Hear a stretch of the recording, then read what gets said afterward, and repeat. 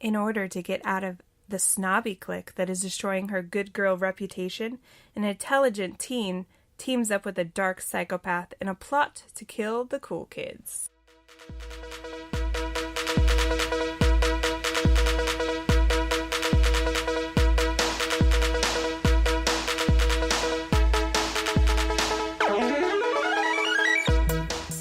This is Ryan. This is Ashley. And this is Ruining Our Childhood.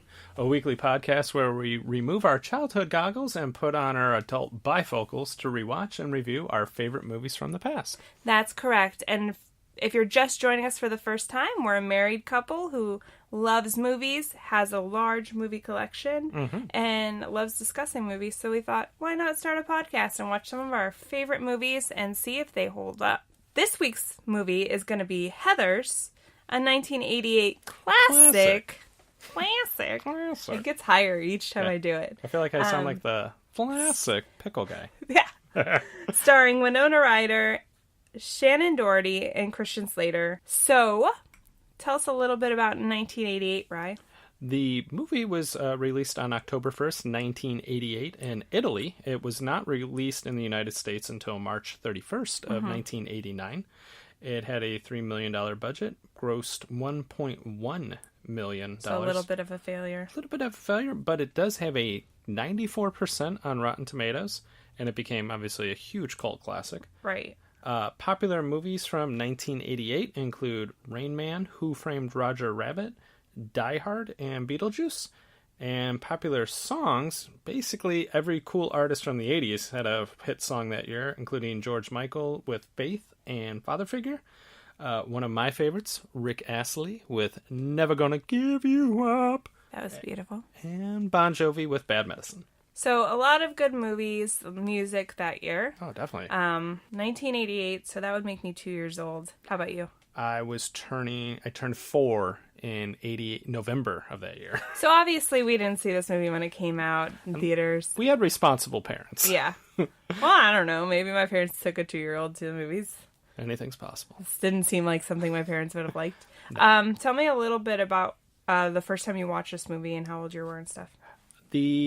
My first introduction to the movie was through I Love the 80s, which was a TV show on VH1. Yes. Where they would take and recap a year in each episode. And I remember them talking about Heathers, and it would be like Hal Sparks and different comedians. Yeah. And he was like, I just love the scene where he's like, I love my dead gay son. So I was like, oh, that's pretty funny. Watch the movie, which I can honestly say, I would say this movie introduced me to Winona Ryder and Christian Slater. They were names I had heard of, but I had never really seen their movies. Huh. Watched the movie, I was like, hey, they're both, I can understand why I know these names, because I thought they were both excellent in the movie. I think I just knew Winona Ryder from, like, Beetlejuice. Probably, yeah. Maybe you just didn't, like, she wasn't, like, in your mind. No, I'm more focused on the Michael Keaton. I feel like I might have watched this earlier if it was, like, on TV or something, like a version of it, but honestly, the first time I remember watching it and, like, actually liking it and understanding it was when it was like right after high school. I got a job at a video store, R.I.P. video stores, and I would just, rent pretty much any movie that looked interesting. Like, it was a slow video rental place, so I would just, like, walk around in dust and just read the back of movie boxes and be like, this sounds good, and I'd end up renting, like, half my paycheck away, probably. Oh, yeah, super sweet job. Yeah, no, I loved it. Except we did have, like, a small, like, porn section, and we used to have to, like, check it hourly because there were some dudes that would stay in there a little too long to our manager's liking, and we had, like, a check-off sheet we had to do every hour, and I hated it because nothing's weirder than walking into a red curtained area, and if there's, like, a dude in there, you know? Yeah. But anyway, I digress. So I do remember the movie. I remember loving it. I'm pretty sure I bought it. I loved pretty much everything about the movie.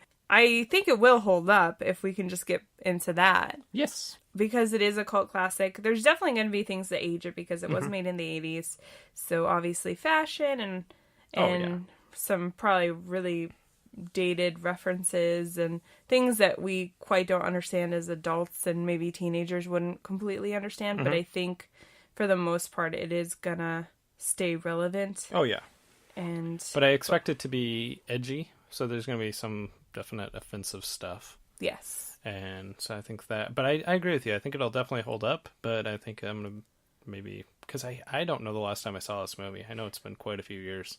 I feel like I might have did a rewatch without you at one point, but it's been a while. Yeah. Like maybe like 5 or 6 years. Mm-hmm. And I don't know, I feel like as I get older, my movie preferences change a lot. Oh, like, yeah.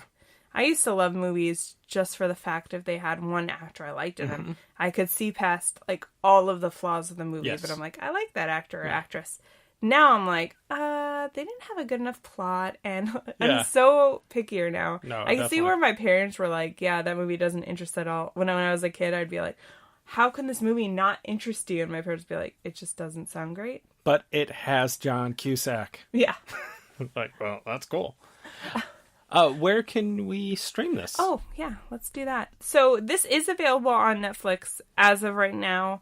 I don't know if there's any plans to take it off. I know we're kind of towards the end of the month, and by the time this airs, we'll be into May. So I believe it should still be on there, and it's also available to rent at different platforms, YouTube, Amazon, Google Play, Vudu, and iTunes. And also, I just wanted a quick shout out, Alexis.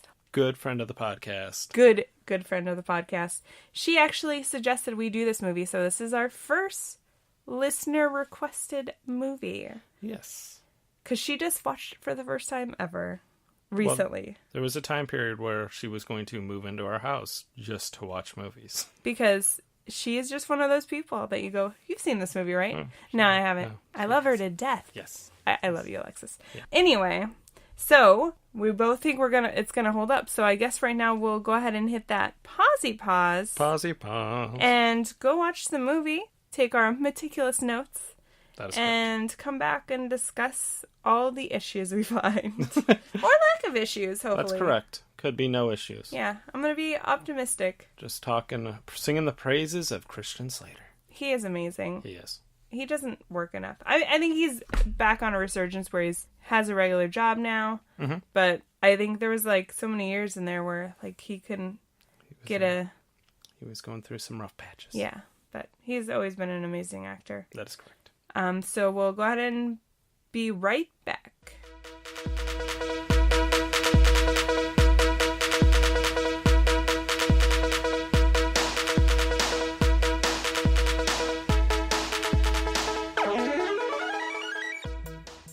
Okay, and we're back. We just finished washing Heathers. Washing? Or watching? We might have washed it. Finish watching Heathers. And we like to break down our movie with our different categories. So we're going to go ahead and listen to some tunes on our radio that's in a rock case.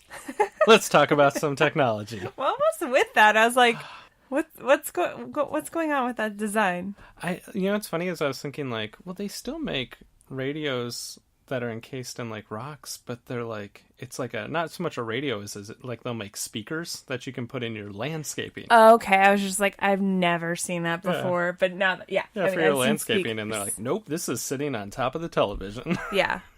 So, what pieces of technology did you see that were a little distracting? There was actually quite a bit in this movie. Mm-hmm. At first, I feel like I didn't see much, but then like later in the movie, it seemed like there was quite a few, and I feel like a lot of it revolved around JD, who is Christian Slater's character's name. Mm-hmm. The radio, like you said, the stereo. But my favorite thing was later in the movie, Heather Duke, which is played by Shannon Doherty, mm-hmm. and Veronica, which is Winona Ryder, are listening to a radio show called Hot Probs. Yes. And they hear the other Heather complaining about her problems. But just the fact that they're like, oh, our favorite radio show's on, kind of like... And they were like, she called in because she knows we listen to this show. Yeah. So that's just awesome because I don't feel like, I don't know, I haven't listened to the radio in a while. It's a go-to if I don't have my phone, which is never, I guess. Yeah. Like it's just rare. Who still listens to radio? Let us know. Because I don't. No. How about you? Was there something you noticed? There was, like in one of the early scenes, JD is in when they're mixing the concoction to kill Heather Chandler. Heather Chandler. Yes. Spoiler alert. Spoiler alert. They kill Heather Chandler. Yet another Heather in the movie. They're in the kitchen, and the microwave and the refrigerator both have like wood paneling on them. Oh, I didn't even notice that. Like, I mean, there was just so much, like, I think I just absorbed that with just the everything. All the decorations were just so late 80s. Oh, yeah. And the other one that I had found was just the background, like, instrumental music. Yes. There was a lot of, like, wind instruments, and I, like, had turned to you. There was a part after they decided to kill Ram and Kurt, which were the two obnoxiously macho jocks. And I'm like, music sounds super familiar. And I was like, it sounds like the Living with the Land. If anybody's ever been to Disney World, yes. Living with the Land is a ride. And towards the end of the ride, they're wrapping up like all the stuff that they kind of teach you. And there's just like this really crazy wind instrument like music. And I'm like, it sounds exactly like that. Yes. So that's all I could think about. Was there anything else that you wanted to point out? I'm just going to point out Living with the Land has the best songs. So. Oh, no, I love it. I was just like, no, I want to go back to Disney World. I was going to say, when you pointed it out, I was like, oh, I like that one. I noticed the treadmill that JD's dad worked out on was the most ancient-looking treadmill I'd ever seen. It had very, very basic. And it had like this little tiny hand railing. I was like, I don't think that would do anything. The heater that was in Veronica's room was like a heater that I remember us having in our elementary school. It was one of those ones that sit off a wall and it's got like a coil. Oh. Yeah. I didn't notice that at all. And also like JD's dad brings in a VHS tape of his company's construction implosion. Yeah. And then just the other like ancient box TVs and old computers, which I mean, I kind of. But nothing too like overly. I notice in general, like a lot of movies don't rely too heavily on technology from the 80s and 90s because there wasn't tons to rely on. Yeah. Whereas I feel like there's going to be a lot of movies from like the 2000s. Yeah. That's going to be really dated. Because like you said, we have a heavy reliance on it as a society. Like, but we've also like expanded our technology so much in the last decade that stuff that was something like 15 years ago is totally gone. That's like true. iPods. Yeah. So should we move on to our next category? Absolutely. Okay. The next category is kids would call it a throwback. We call it the prime of our teens. And in this sense of this movie, we weren't teens. We were children, but we should say it's the prime of the 80s. Yes. And this is where we discuss fashion choices, any like offensive jokes or dated references, and we see if they can get away with any of this stuff in 2019. I have a whole mess of things. How about you? Why don't you get started? Couple of things that I noticed that it seemed like every girl had massive shoulder pads. Yes. And brooches galore. So many brooches. I noticed the first Heather Chandler, which is the like basically for anybody that's never seen this movie but has seen Mean Girls, she's like the Regina George. Correct. Of their clique. She has the largest shoulder pads. Yeah. In that first outfit she wears, and then like her hair is teased, and I wrote like it's insane. I'm like, I don't know what's bigger, her hair or her freaking shoulder pads. I noticed the hair, and I thought back to my friend Shelly, who was a little bit older than we were, and she would always go, "Man, 80s hair, you gotta tease it to Jesus." I remember that. I totally thought of Shelly with that. So that's funny. Yeah, and the only person I feel like that had a slightly normal haircut was Veronica. Yeah. Like, I think in the first scene it was a little teased, but the more she got more alienated from her group, the more, like, normal it came. Yeah. Is there anything else you want to talk about, or I can... One of the things that I thought was very dated, but it was a accessory that people would wear back then, was when they're like, Heather died, but she would want you to have this, and they gave Veronica one of her swatches. Yes. Yeah, and I was like, that's amazing. God, that made me laugh. So that was the last one that I had. As far as fashion choices, that was pretty much all I had, except for I loved that because she wore it several times. Every time Veronica was journaling, she had to wear her monocle, which had nothing to do with really 80s. I think that was just like almost like a pretentious thing that she did. Yeah. Honestly, it reminded me of Little Women. Like in Little Women, she plays Jo, who's a writer, and she just, the way she was like writing was very like intently reminded me of her character in Little Women. But I think she might be the only other person I've ever seen wear a monocle. Well, two. And be able to pull it off, other than Monopoly Man. Mr. Monopoly. And the old guy from Ace Ventura When Nature Calls that Jim Carrey punches in the face and then makes him be the Monopoly Man. Like the Planters Peanut guy also wears a monocle. Oh, touche. So, and he pulls it off well. Yeah, I mean, he's for also a peanut. a character. I also just noted that JD was wearing like a trench coat, and then that should have been like Veronica's first red flag. Yeah. As to his type of character. But that was all I had. I mean, there was just a whole mess of 80s clothing, but most of it wasn't the worst, I guess. Should we move on to offensive jokes? Yes. I didn't have a lot of offensive jokes so much as a lot of dated references. Okay. Which there was, the offensiveness is they did say fag a lot. Yeah, they did. The other thing that I thought was funny was when JD compared blowing up the school to the Woodstock for the 80s. Which I'm like, that is the most dated sentence you could say. It really is. Also, nothing like Woodstock. No. What about you? The first one I noticed really was how casual they were about bulimia and eating disorders, because they joke that Heather Duke has she does have it. They don't just joke about it. And then Heather Chandler's like, bulimia is so 1987. So that was slightly offensive, and it's just, I'm like, oh, cool. Remember, they're like, don't you have the urge to purge? Yeah, they were just railing on her. And then there was like several scenes where I felt like they guilted women into having sex when they're at that college party. Mm-hmm. And like Heather Chandler gets mad at Veronica. She doesn't want to sleep with like the sleazy guy who's just, come on. He's very, very rapey. Yeah. And then like I noticed in the double date, she goes on a double date with Heather McNamara, which is like the other blonde Heather. Mm-hmm. And they just kind of have it in the background, but she's like hooking up with Ram in the background, and he's like completely forcing himself on her. It's a very rapey scene. Yeah, and I'm like, cool. Yeah. And they just kind of gloss over it. But then they make jokes, not jokes, but they reference stuff like after they kill Ram and Kurt, which are the two jocks that are ridiculously homophobic. JD says something like, they have no use anymore. Football season is over. And all they're good for is date rapes and like AIDS jokes. Yeah. And I'm like, okay, I get that. But also doesn't deserve to die, JD, you psycho. Yeah. That's pretty much most of the jokes that I had, other than like when they were planning what Veronica thinks is just a way to scare the two guys. Yeah. Because she believes JD when he says that he just has tranquilizer bullets. Which I'm like, really, Veronica? She's...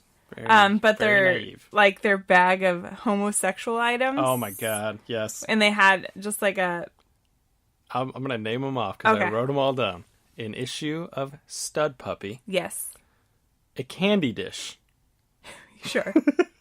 Joan Crawford postcard. Because that's what you bring to a picnic with your lover.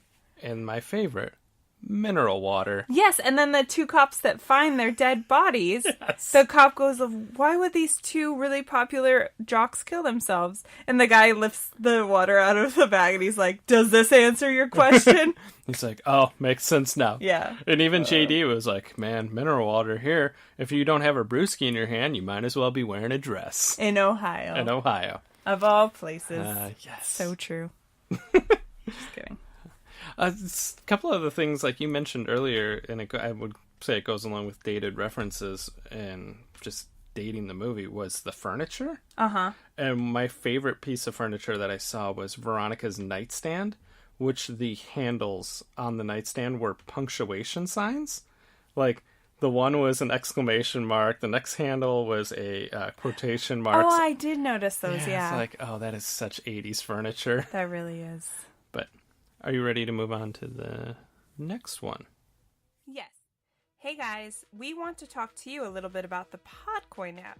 Yes! The Podcoin app pays you to listen to Ruining Our Childhood, as well as your other favorite podcasts. You can use the Podcoin you earn to claim gift cards from some of your favorite stores. Starbucks. Check. Amazon. Correct. Target. Duh. Seriously, it's pretty legit, guys. Download the Podcoin app today on iPhone or Android and use the code RUINING to get 300 Podcoin just for signing up. That's 300 Podcoin by using RUINING. So if you're basically listening to podcasts all day anyways, might as well make some money off the deal, am I right? Totally. I mean, free coffee for something I'm already doing? Sounds like a great deal to me. Mm-hmm. So go give the Podcoin app a try today, and also don't forget to listen to Ruining Our Childhood, that's the name of the thing, and make that money, guys. Okay, bye! And our next category is Well, Hello There, where we talk about any famous or recognizable actors or actresses that we forgot were in the movie. And which ones did you see? I saw a couple of, smaller actors and actresses, but there was nothing that really, stood out, as far as, oh my god, this person's in it. But a couple of the people I saw that I know you probably wouldn't notice was Veronica's mom was played by, I can't remember the actress's name, but she was the grandmother in Charmed, and that's mostly what I know her as. And then we both noticed, I looked up the character's name, but Dennis from the newspaper was Mr. Mosby from Sweet Life of Zack and Cody, which I'm a little too old to know that, but we still watched it sometimes. The main one that I picked up on was the person that played Principal Gowan. His name's John Ingle. And the only thing that I was I recognized his face, and it was because he was on General Hospital for 20 years. Yeah. So and you're a big General Hospital fan, were you? Huge General Hospital fan. Huge. Oh, and then Ram was from Little House on the Prairie, and I forgot, I had to look it up, but Jag. My dad was really into Jag. Oh. He was the third main character. Oh, okay. So he's one of the stars of that. Yeah, pretty much. So, yeah, not a lot, but some notable people. Yeah. Should we move on to Is It Even Good? Yes. This is where we talk about if the plot's believable, the casting choices were good, and we talk about our best and worst lines of the film. What did you think about the plot overall? I thought the plot was good. I don't know that nowadays it could be made because of a lot of the school violence issues. Well, I don't even know if they were gonna remake it into a TV show. Yeah. I'm pretty sure they shot it. But then I remember right after some stuff happened a year or two ago. I think it was Parkland. Yeah. They kind of put a pause on it. Yeah. So that's a very good point. Yeah. I don't know. It seems like it's almost like we have so many violent shows, and so we've crossed so many lines in TV and movies that I'm just why stop there, basically? I think people have this idea we have to pretend it doesn't happen. Oh yeah, denial is a big factor. Yeah, deny it. And that's I remember there was a lot of controversy behind 13 Reasons Why. And I'm this is one that really does point out a lot of flaws with pretend date rape and teen suicide and school violence. Those don't happen. Yeah. But for that, it was extremely believable. Yeah. There was things in the movie that were not believable or were really over the top. But honestly, I kind of just chalked it up to the sense that it was made in the 80s. And I feel like you could get away with a lot more stuff in the 80s. You could get away with these over the top moments like the very end. Yeah. And we'll talk about that a little later, but it's still okay. I put the whole in the beginning of the movie after they accidentally, I'm using air quotes because JD didn't accidentally, but Veronica did not know she was giving her poison, killed Heather Chandler. She becomes this martyr. And then all these people come out of the woodwork and say what a wonderful person she was when everybody in that school hated her and feared her. And even she knew it. She's she said in the beginning of the movie, everybody fears me or wants to have sex with me, basically. So that was kind of true to form because I feel like that's a thing that happens when somebody dies. Yeah. You can only say good things about them. You can pretend that you loved them. Yeah. Say even nice if you positive things. Should we move on to, casting choices? I will say, out of any movie we've reviewed, this is the movie that I had, literally no problem with the casting choices because I'm always bagging on the age of the actors. And I looked it up. Christian Slater was 18 when this movie was filmed. Winona Ryder was 16. Shannon Doherty was 16. Like, believable ages. They were good actors. Thought it was well done. The only person, and I don't even know how old she is, but the girl that played Heather McNamara, she looked a little older than everybody else, but it wasn't like so bad or I was like, man, that lady's like 40. Yeah. But especially for an 80s movie, because I know we knock on like the 90s teen movies casting like 25-year-olds. I feel like it was even worse in the 80s. Yeah. For the most part. So, yeah, that's crazy. I felt the same way. Everybody pretty much was really good. And there was a lot of, like, crazy one-liners that, you know, this movie was really, like, witty in parts. But then there were some that I was just like, it's a little cringy or the delivery was cringy. Why don't we move on? For this movie, we decided to add a subcategory of totally rad line because this is our first movie that we're reviewing set in the 80s, made in the 80s, so there's some amazing slang and dialogue. What was your choice for that? I liked when they were making the concoction to poison Heather Chandler, and she was like, "Are you gonna spit a flimglobber in there?" Yeah, I was like, I've never heard that, and they used it like 3 times in like a 5-minute span. Yeah, that was one of my favorite ones, and then I think it was Heather Chandler says it to Veronica. She's like, "You're such a pillowcase." I like, don't know what that means. I don't know what that means, but what about you? Mine was just Veronica said it twice. But she's like, I got a motor. Nobody says that anymore, and it's amazing. But I've heard it in other like movies and stuff. But kind of like, I guess I got a jet. Yeah. But she said it to her parents. And I like that there was that scene where she sits down with her parents, and her parents are like, she gets along with them, but they're kind of like distant.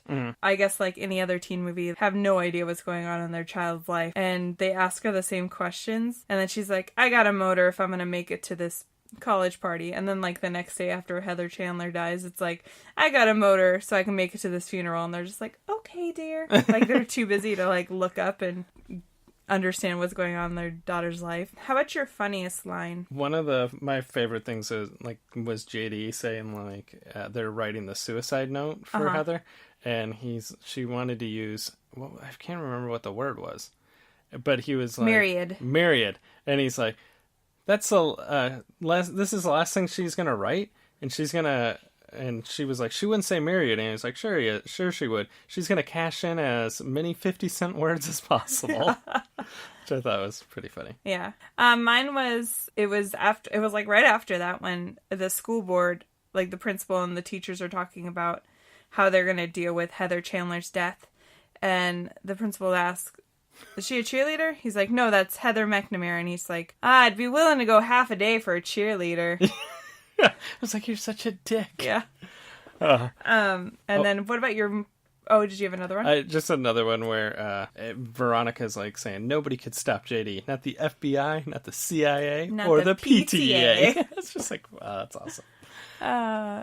What about your cringiest line or moment? My cringiest moment was like Heather Duke said it about Martha trying to commit suicide. She was like, it's just a geek trying to imitate the cool kid, because she walked in front of a bus, and Heather Duke literally thinks she's just trying to be cool. Yeah, the only person that like legitly probably thought about suicide, because obviously the other 3 were murders, masked as suicide, and she's just like, oh, she's just doing it because she wants to be popular. Mine was when Heather Chandler and Veronica are at that college party, and Heather pukes and is leaving the party, and Heather's just like, or Veronica pukes, and Heather's just like, this is how you pay me, and puke, and Veronica's like, lick it up, baby, lick it up. I thought that line was hilarious when I was younger, but this, I felt like it was just like almost forced. Yeah. So I felt like it was a little cringy. And there was lines like that in this where I'm like, I remember really liking when I was younger, or thought they were really like witty or funny, and then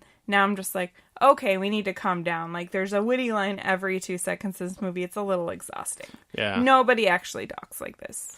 No. Was there anything else from the movie you want to discuss before we move on to like our awards and stuff? There was a part where Heather McNamara is going to try to overdose, and Veronica finds her in the bathroom, And I was just like, this is so stupid. They shove literally a handful of pills into her mouth, and she's acting like then she's going to take some water. But her mouth is filled with these pills. I was like, she's not going to overdose. She's going to suffocate from all these pills. Like, I was like, that was so stupid. Yeah. My thing, there was one little small part, and I looked at you too when it happened. Right before Heather Chandler and Veronica are going to the college party, they stop by a gas station. Mm-hmm. And she's like, do you want corn nuts? She's like, yeah. And she's like, BQ or plain? And she's like, BQ. And I was like, what the fuck is BQ? Do they mean BBQ or barbecue? Like, does anybody ever say BQ? I don't know if that's like a region thing. I grew up in that region, and I never heard it referred to as BQ. Yeah, it's weird. It was very weird. It's BBQ. No, excuse me. There's 2 B's in that. And then I love that Ram and Kurt, when they were buried in their football helmets. It was just amazing. Just amazing. Should we move on to our next category? I think we shall. And as always, it is never not award season. It's always award season. Always award season. So let's go ahead and hand out our first award, the valedictorian, to the Nicolas Cage Online School of Bad Acting. Yeah. Who are you giving your award to? I had a hard time with this, like I do every movie. Mm-hmm. One of these days, we're going to get a really, really bad movie, and I'm going to have a hard time picking out of a whole cast, but that hasn't happened quite yet. The one I chose had a very small part, and I looked up his name just to double check it. Country Club Keith. At the very beginning of the movie, all the Heathers and Veronica are walking around doing a lunch poll. Uh-huh. And they go to this table of elite kids, mm-hmm. and they ask him the question about if you win $5 million, but then aliens come, something stupid like that. And the kid was just like, easy, I'd hand it over to my father. Oh, and he was just so over the top, just the rich mm-hmm. douchebag, probably has 5 yachts. Just wanted to punch him in the face, but he was just it wasn't good acting. No. And I'm like, calm down, Draco Malfoy. Stop talking about your daddy. Wait till my daddy hears about this. Yeah. But how about you? So I agree that guy was a total teabag. The person that I chose to give it to, I gave it to, her name is Lisa Ann Falk. She played Heather McNamara. Okay. Because I went with the theory of, if it's a movie's named Heathers, which one of these Heathers is least important to the plot? And I said Heather McNamara. Yeah, I figured I agree. You needed Shannon Doherty. She was a very important character. Obviously, Heather Chandler. I was like, they could have took her out of this movie, and I thought the movie would have been just fine without her. She was very, there was the part when, she's being date raped, but yeah. I agree. But that she was just kind of your typical girl. Yeah. She wasn't mean. No. She was the only Heather that wasn't mean. I just felt like she blended into the background in a lot of the scenes with the other Heathers. Yeah. And I was just like, not. You're right, because Shannon Doherty's character, Heather Duke, became the top. She became the new Heather Chandler. Mm-hmm. Even though she was kind of at the beginning, she seemed kind of close to the other one where she was kind of quiet and modest. But I think she was bullied more mm-hmm. than the other Heather. So then definitely. I think she really wanted to take on that role as the new Heather. Awesome croquet scene. Yeah. Which there's a dated thing. Who plays croquet? Rich people? I guess. I don't know. That's a good one, though, because I was thinking the same thing. And also, the actress, everybody did a really good job with their character. And I think you're right. Maybe her character was just kind of written as just, to fill out the group. Yeah. How about we move on to the Thomas J. Hanks Award for Exceptional Acting? Who is your pick? I gave it to my boy, Christian Slater. He was, as I said, doing his best Jack Nicholson. Oh, always. Yes, like always. I thought he did really well. He kind of stole every scene that he was in. Obviously, he was playing a total creepo. But I don't know that I can picture anybody else playing that character than him. Not in that time period. He was a really good bad boy, but he wasn't just a bad boy with a deep soul. He was a bad boy who was a psychopath. Yeah. So... And I believe he was actually literally 17 years old when this movie was filmed. And I was like, dude, you were so talented. Yeah, he really was. He was almost my pick. Okay. But I decided to go with Winona Ryder because she had a lot of the funnier lines. Obviously, she's the main character. Mm-hmm. And she had to deal with a range of emotions because she had to, like, deal with the fact that maybe she did want her friends really dead or these, like, kind of frenemies. Mm-hmm. But then she was like, no, I don't want them dead. But then she kind of felt like, I felt like she was, like, really too gullible with everything that JD said, especially at the beginning of the movie. Yeah. I don't know. That movie, she acted really well in. Yes. So, and some of her funnier lines that I loved was when she, like, called her friends Diet Coke heads, Yeah. which I thought was hilarious. Mm-hmm. And then she's like, are we going to prom or hell? Which is a little cheesy, but also funny. They were both really good, and it's kind of sad because they kind of went away for a little while, but now they're both back and getting big roles. Like, obviously, they're both, I think he won a Golden Globe in the last couple of years for Mr. Robot, and then obviously she's like the star of Stranger Things. If you think about it, they probably kind of in a way had similar careers. Like, they were in a lot of movies in their younger years, like a lot. Like, they were the it crowd of the late 80s and early 90s, and then drugs and shoplifting. Or just like time, because I think like everybody runs their course. We are, as a society, are so fickle. Like, one person can be in and out, especially nowadays, because all you have to do is, like, breathe wrong and you're, like, out. So... I remember when Josh Hartnett was a thing.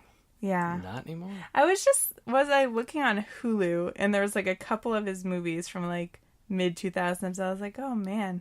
Like, he was in a movie with Harrison freaking Ford. Yeah.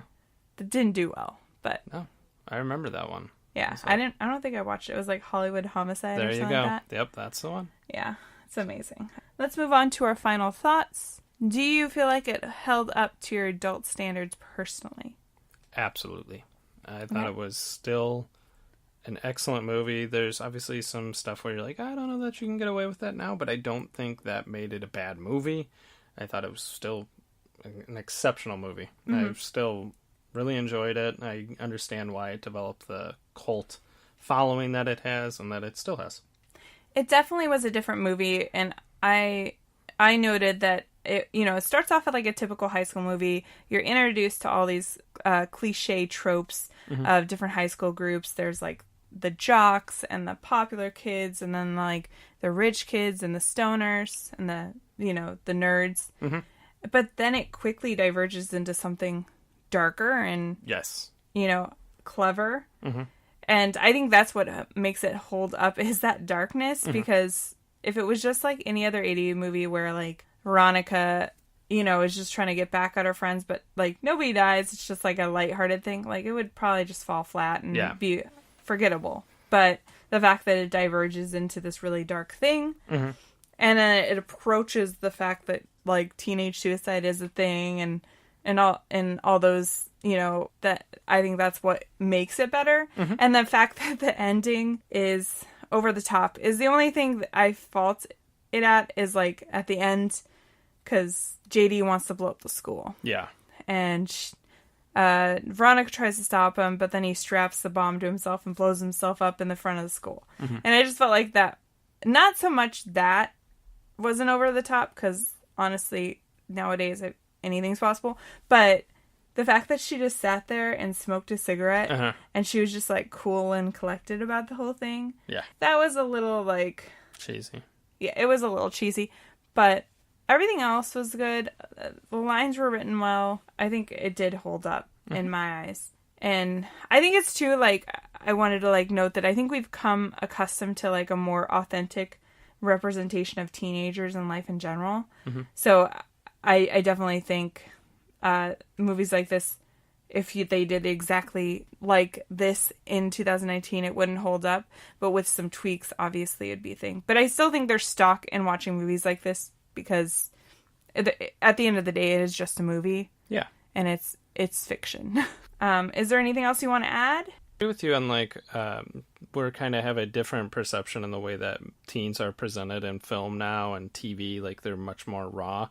But you can see the influence in this movie specifically, as far as like how Mean Girls is. It's a very similar movie where it's not as raw of a presentation as like a lot of our teen shows are that are pretty dark. Whereas this, like you said, I probably could do some tweaks and you could probably make it like this. Definitely. I guess we'll see if that show ever does come out.